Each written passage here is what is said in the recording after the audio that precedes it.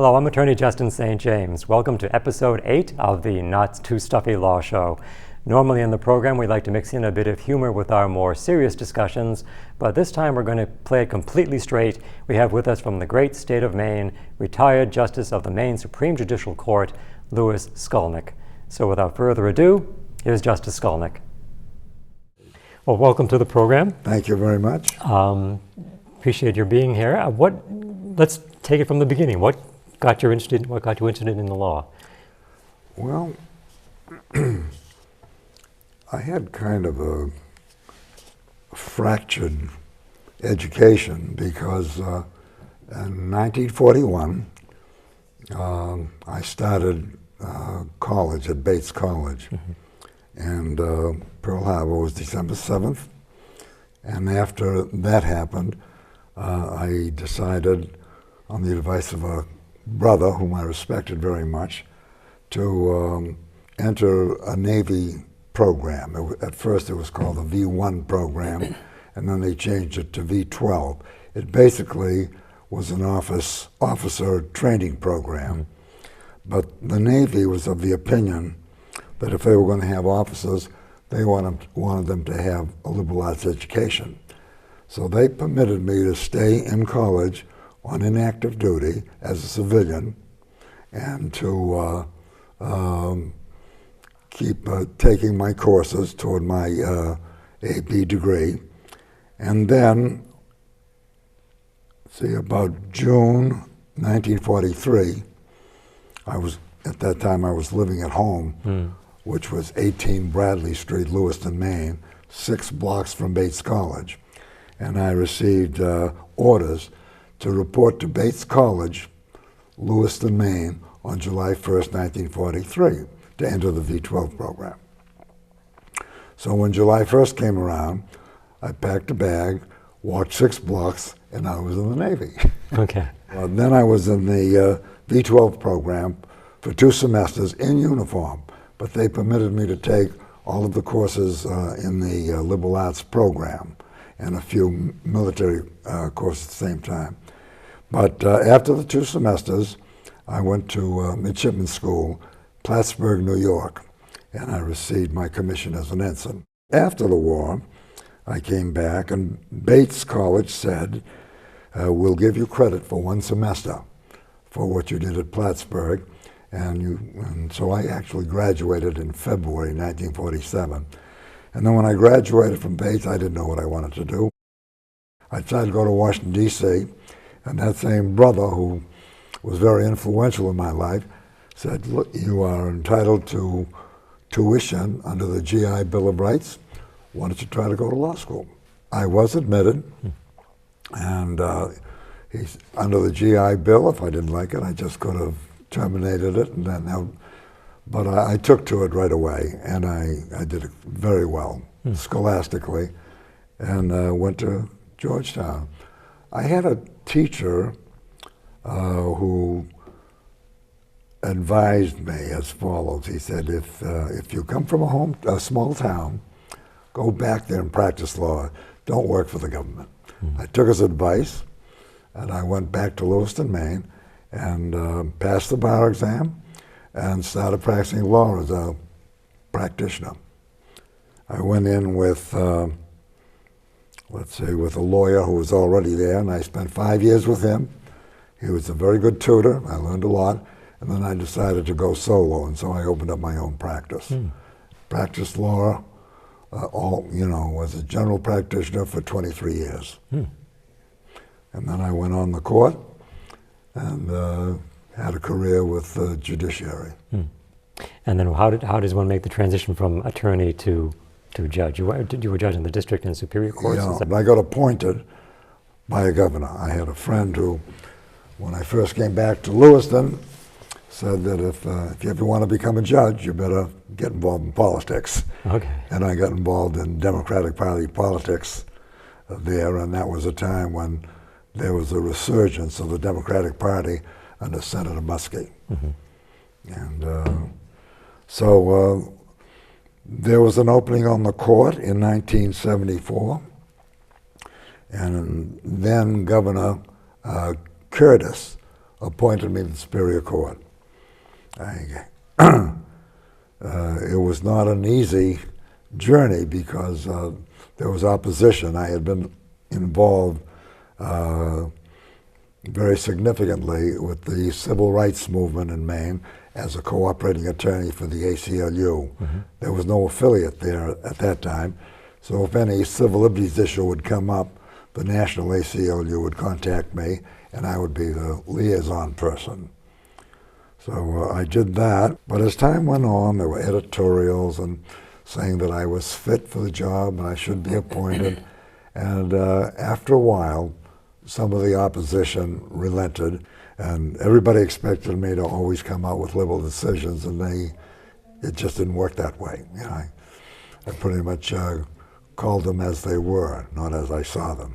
So then you mentioned earlier about how politics, if you want to become a judge, you have to get involved in politics. Yes, indeed. But then once you become the judge, then the politics, in a sense, absolutely melts away, or it should. And absolutely. Most of the cases were decided on the particular facts of that case. They were very fact-oriented decisions. Although people were pretty surprised in one particular case that I ruled on, where the Bath Iron Works, which is a big shipbuilding company in Bath, Maine, attempted to get a bond issued, a bond issue that would allow them to build a dry dock in Portland, Maine. Common Cause opposed it, brought the action to court. It came before me as a member of the Superior Court, and I had two law clerks at the time. One of them wanted me to rule one way, and the other wanted me to rule the other way. Well, it turned out that I ruled that the bond was okay, and that it was in the public interest, and it was appropriate to do that. So I guess what would happen if somebody if someone just said, well, my client's Fourth Amendment rights have been violated, I just wouldn't knee-jerk and say, oh, he's claimed the Fourth Amendment, and I'm a civil liberties ex-lawyer, and so therefore he has to be right. If someone could not demonstrate that the Fourth Amendment rights of that individual was really violated, he didn't win his case. And you were known, now was it when you were in the Superior Court, were you known as the Great Dissenter, or was it when you were in the... No, on the Supreme Court. On the Supreme Court. Let's still talk about the Superior Courts. Okay. Let's talk about Sarah. Oh, well, in Maine at that time, Superior Court judges were itinerant. We would travel all around the state, county to county, for about a month at a time. And I used to take my dog with me. I had a golden retriever, and the dog used to stay in my chambers while I sat, and the lawyers used to kid about it, and they say if the dog barks once, it's guilty. If he barks twice, not guilty. 3 times, mistrial. And Sarah was a very, very helpful prop.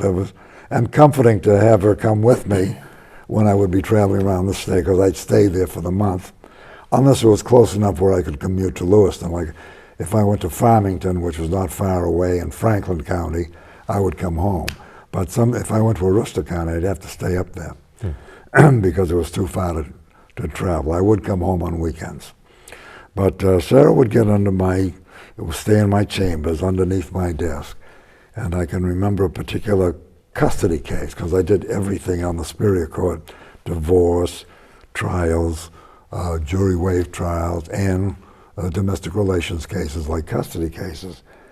And I felt in one particular case that I wanted to talk with the kids alone in chambers in the absence of their parents. So in come these two under 10 kids, and scared about seeing this guy in a black robe.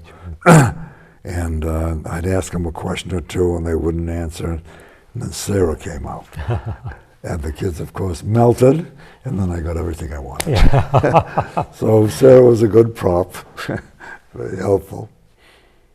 I've read interviews by judges, and I've heard other judges talk that once they make a decision, then that's final and they move on to the next case, or they don't think about it anymore. But I often wonder about that. I mean, did you find yourself ever second guessing, even like 2 or 3 years down the road? Did you ever think back on a situation and say, well, gee, on second thought, maybe I could have voted the other way, or does it just not happen? On the Superior Court, where I was a trial judge, most of the decisions, if it was a jury trial, is made by the fact finder, the jury. Sure. And the judge gives the jury instructions on the law, but the judge doesn't, he just rules on objections to testimony or evidence, whatever it might be, and doesn't have the final say as to what the verdict's going to be.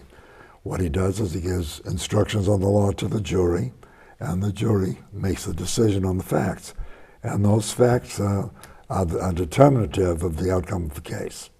So there wouldn't be any second guessing there, but whether or not if I gave an instruction and I had some questions about, not usually, because I usually had enough time so that I was satisfied with the instructions once I gave them. And a judge would usually request, ask the lawyers for any instructions they might request, and I would decide whether or not it was appropriate to give that particular instruction. Those are the decisions I made. So there wasn't too much of that second guessing in that regard. I do remember one manslaughter case, a murder case, as a matter of fact, and it was in Franklin County, as it turns out, where a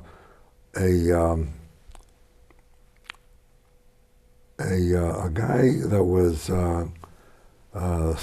staying with a woman who was the mother of a child, had him babysit the child. And on one occasion, he shook the child so violently that it killed the child. And there was the law with respect to intentional homicide and manslaughter, which was a form of gross negligence, was very close. But I did instruct the jury. I gave them the proper instructions. They had the choice to come in with a lesser included conviction, but they did not. They found him guilty of murder. I just felt kind of bad about that one, because I really, something in my gut told me that he shouldn't have been convicted of murder, because murder meant a 25-year mandatory sentence without parole. And so that was kind of hard. And people were surprised, because after the conviction, I went down to the jail just to see this guy. I just felt bad for him. I shouldn't have done it, but I did, and talked to him. But I was told afterwards that it gave him some solace to have the judge come and speak with him. But anyhow. Well, couldn't his defense lawyer have asked for a lesser sentence? Couldn't his defense lawyer have asked for a lesser sentence, even after the jury? I couldn't see. It wasn't up to me to change the sentence. Okay. The judge didn't have the authority. Okay. Well, the sentence, if you were convicted, is a mandatory sentence. I had no choice. There was no discretion. Yep. Yeah. And now, what is we call it the SJC, the Supreme Judicial Court. What is the SJC, and what do they do, and how did you get there? And okay, well, in let's see, 1983, an opening on the SJC came up. Somebody retired, I think, and I made myself a candidate for that position. Governor Brennan was the governor at that time. And by the way, I told you about the Governor's Council. That has been changed subsequently so that the approval of gubernatorial nominations was by the legislature. The Senate had to approve it. There was a committee. They'd make a recommendation, and the Senate would approve. So it was a different situation than what had existed before. And we're talking about Maine. Yes, in Maine. Yes. And your question was about the SJC. I forgot what the question was. What is their function? What is the function? Well, their function is to hear appeals. Okay. And most people assume that if you appeal a case, that it's pretty easy to get it reversed on appeal.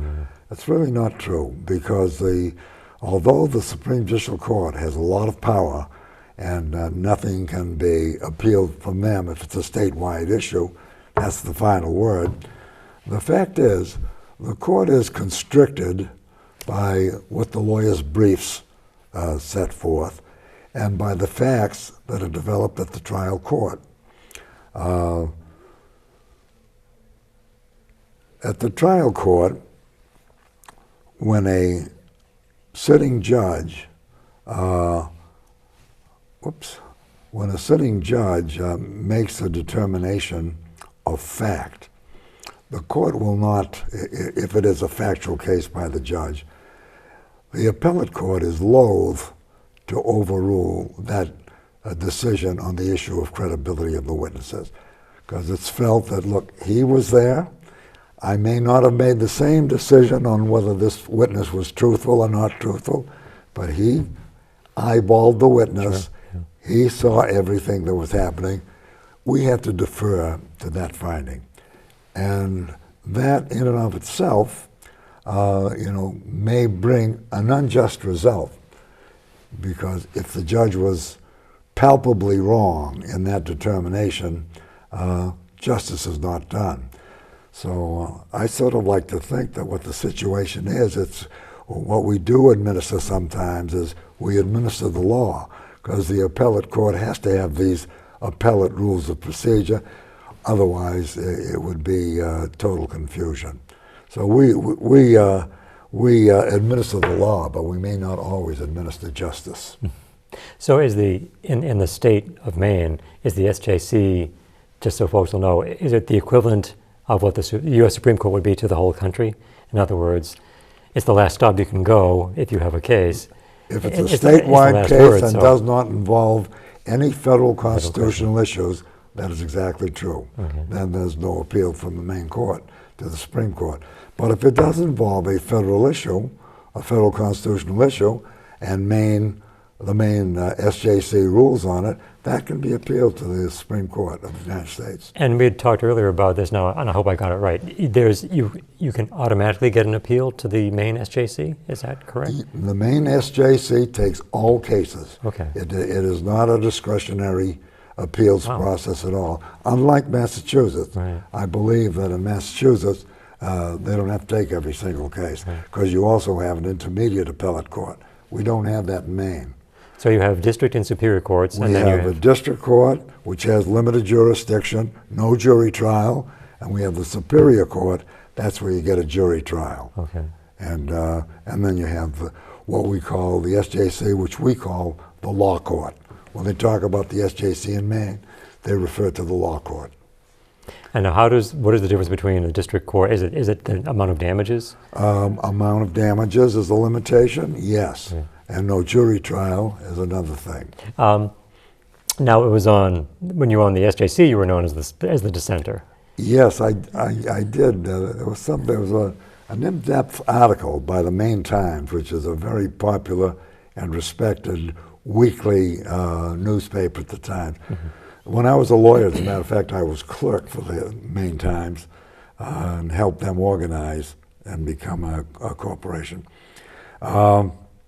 They wrote an in-depth article about the Supreme Court, and I made a note of something they said.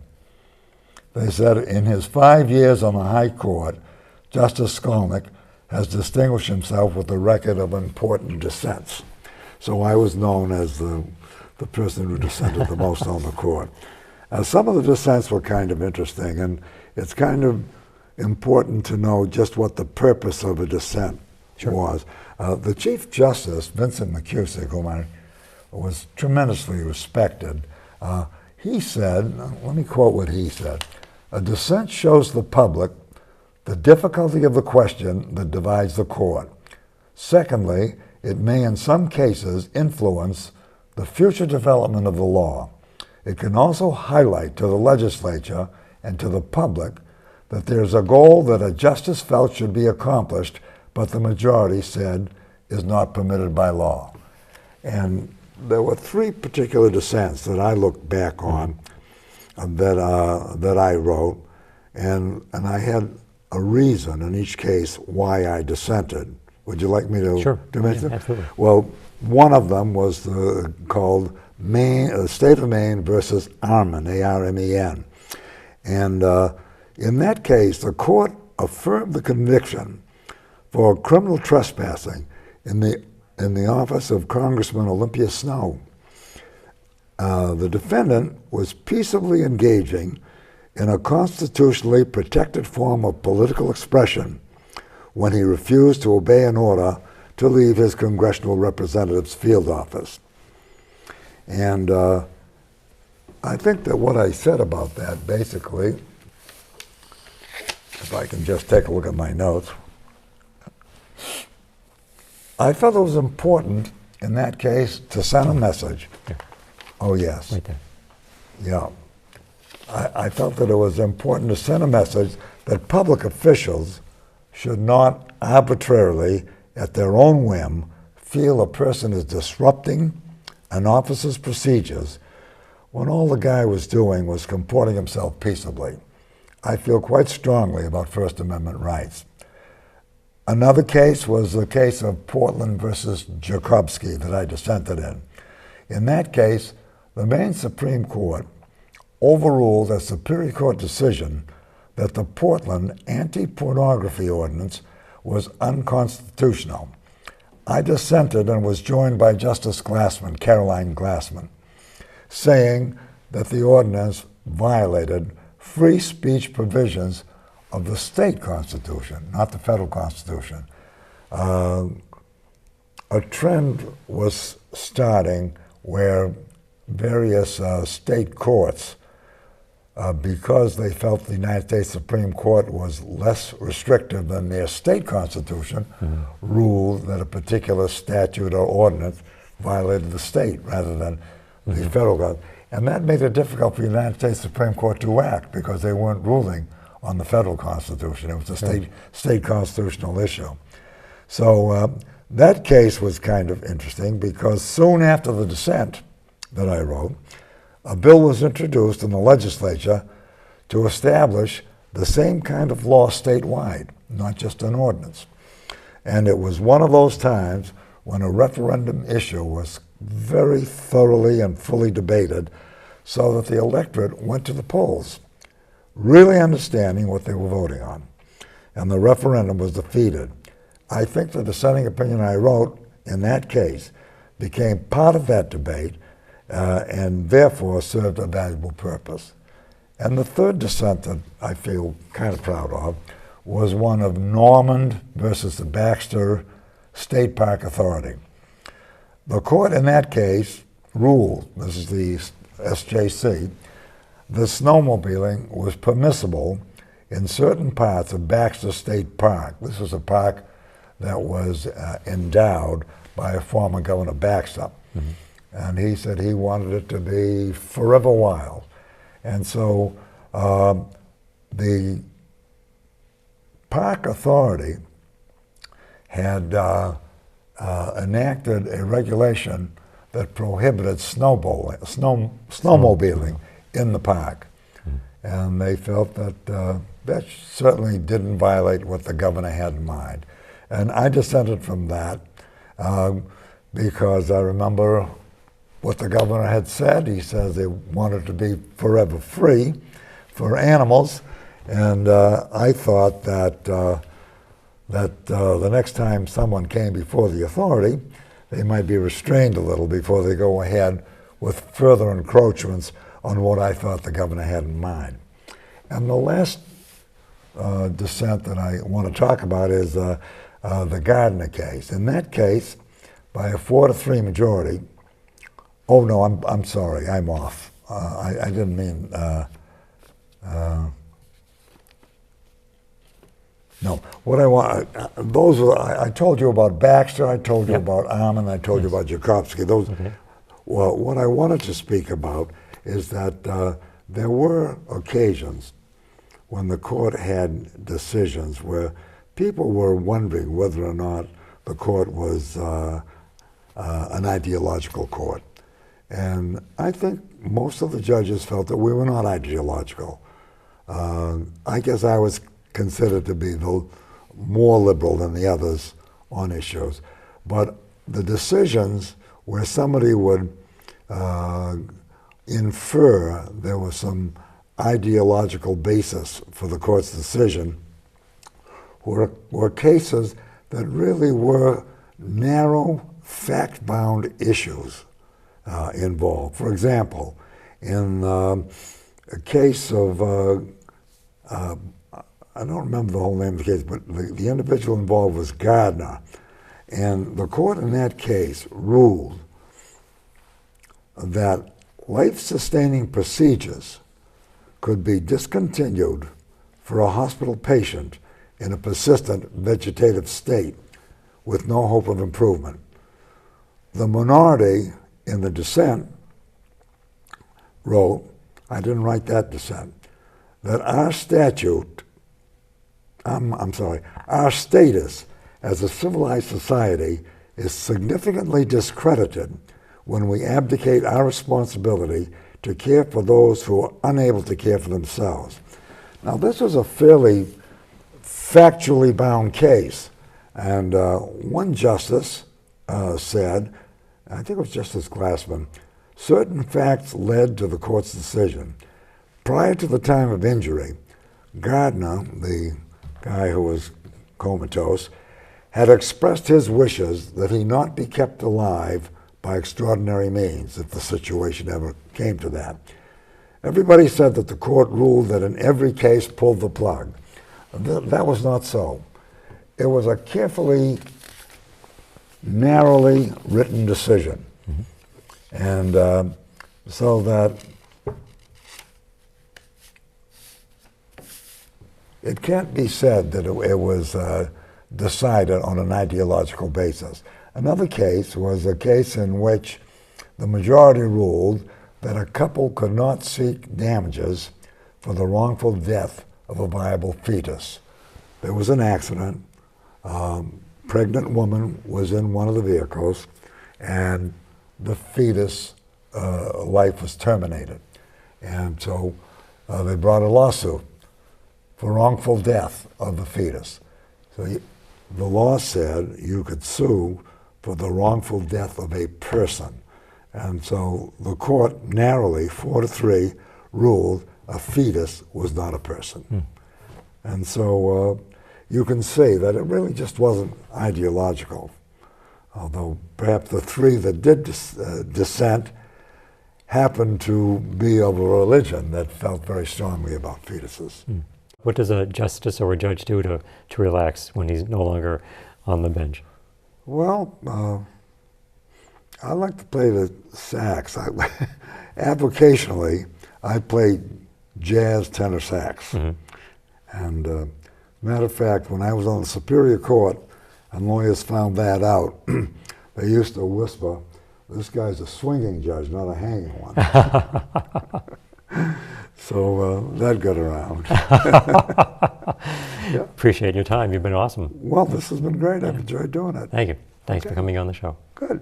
Yes, thanks. Good. Thank you. And my thanks again to Justice Scolnik for coming on the show. We thank you for watching. We'll be back with another edition of the Not Too Stuffy Law Show in the very near future. I'll see you then. I guess I just never realized how badly I needed to be surprised. You kissed me with your eyes less than I knew. Now I'm 1,000 miles away, waiting for the first light of day, and the way I'm feeling is oh so